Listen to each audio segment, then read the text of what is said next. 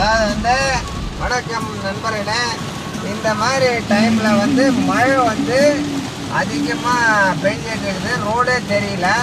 அதுக்கு வந்து 4 இண்டிகேட்டர் போடுங்க.